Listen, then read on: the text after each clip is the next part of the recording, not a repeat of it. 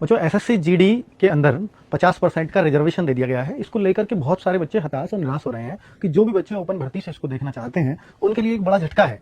अग्निवीर वाले बच्चे इसकी खुशी भी मना रहे हैं, हालांकि वो अभी तो पहला बैच वापस ही नहीं आया, वो सितंबर में पहला बैच वापस आने वाला है।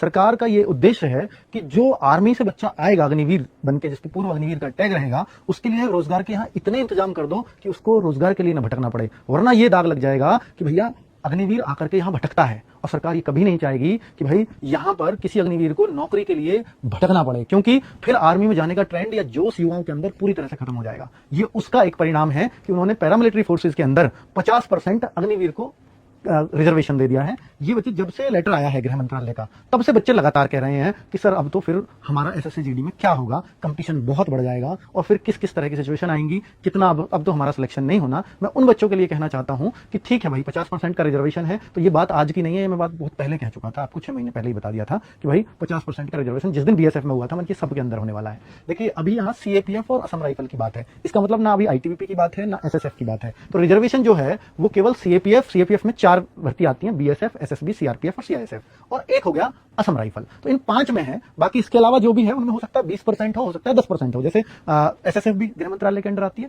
वहीं अगर मैं दिल्ली पुलिस की बात करूं तो वो भी गृह मंत्रालय के अंडर आती है, वहां पे 20% है। तो हो सकता है एसएसएफ में भी 20% आ जाए, या हो सकता है 10% रहे, या हो सकता है उसमें ना दे। ये भी बहुत सारी संभावनाएं बन रही है। लेकिन बच्चे लगातार जो बच्चों का कहना है वो ये है कि सर अब तो मैं भर्ती नहीं हो पाऊंगा बच्चों, क्योंकि वो मानता है कि 10% तो सर इसमें एक्स सर्विसमैन के लिए होता, 50% किसके लिए कर दिया, अग्निवीर के लिए कर दिया, महिलाओं के लिए 10%।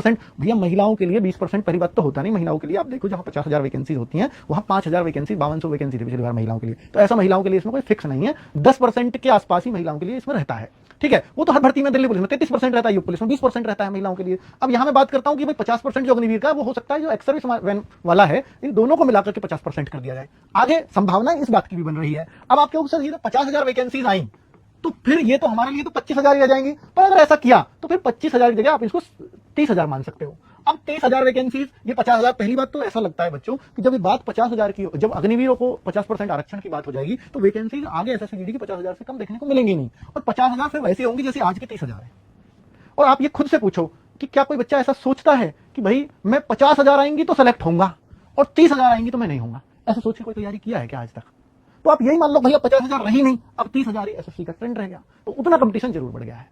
ठीक है, पर क्या इसी बार से दिया जाएगा आरक्षण? अभी उसमें भी देखो संदेह है। संदेह इस बात का है कि अभी तो इस 50% पे ये भी एक बात है कि भाई ऐसा भी हो सकता है कि इसको अभी जो आर्मी में जो बातें चल रही है अग्निपथ योजना को परिवर्तन करने की, वो ये भी चल रही है कि 50% से 75% को परमानेंट वहीं पकड़ लिया जाए। अगर वो 50% से 75% हो गए तो फिर इसमें भी चेंज होगा, क्योंकि ये उससे पहले का चेंज है, जब तक वो अग्निपथ की योजना की बात नहीं चली थी परिवर्तन की।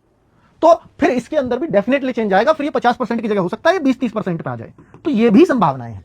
ठीक है, बाकी फोर्सेज में 20% और इसकी 20%, तो इस तरह से भी हो सकता है। तो अब चेंज, अब ये कैसे पता चलेगा और कब पता चलेगा? जैसे मैं अगर बताऊं कि पहला बैच सितंबर में आएगा, अग्निपथ योजना में परिवर्तन पिछले 15-20 दिन से बातें चल रही हैं, अब उस पर इंटरनली प्रोसेस हो भी रहा होगा, अब वो सितंबर से पहले पहले तय करना होगा। अगर वहां ऐसा होता है कि वो 50% या 75% के बीच की बात करते हैं तो फिर डेफिनेटली 20-30% पे आ जाएगा। तो अभी बहुत घबराने की आपको आवश्यकता नहीं है, आपको बस ये सोच के तैयारी करनी है कि मैं अपना 30,000 में मुझे एक वैकेंसी अपनी फिक्स करनी है। तो आप अपनी पढ़ाई पे इस बात का इंपैक्ट मत आने दो और ये सोच के मत चलो कि भैया 50,000 आएंगी तो मैं तो केवल तभी सेलेक्ट हो पाऊंगा, 30,000 में मैं नहीं हो पाऊंगा। मैं हमेशा कहता हुआ आया हूं भैया रैंकर बनना है तो फिर आपको रैंकर के हिसाब से पढ़ना पड़ता है। और मैं फिर कह रहा हूं कि ये 30,000 आए या 20,000 हो जाए या 40,000 हो जाए, जो भी है मैटर नहीं करता। अगर आपके 4 subject math, reasoning, GK, Hindi या इंग्लिश, इन 4 में से कोई भी सब्जेक्ट अगर कमजोर रहेगा तो पहले भी सिलेक्शन नहीं होता था और अब भी नहीं होगा, और चारों स्ट्रांग रहेंगे तो अब सिलेक्शन के चांस अब ज्यादा और बढ़ जाएंगे। उसका कारण है क्योंकि अब सेक्शनल टाइमिंग की बहुत ज्यादा उम्मीदें लग रही हैं, और सेक्शनल टाइमिंग होगा तो फिर आपकी स्पीड भी मैटर करेगी, और स्पीड के साथ सीधी सी बात है कट ऑफ को डाउन आना होगा। तो ये सब चीजें हैं जो बहुत सारे परिवर्तन इस बार देखने को मिलेंगे।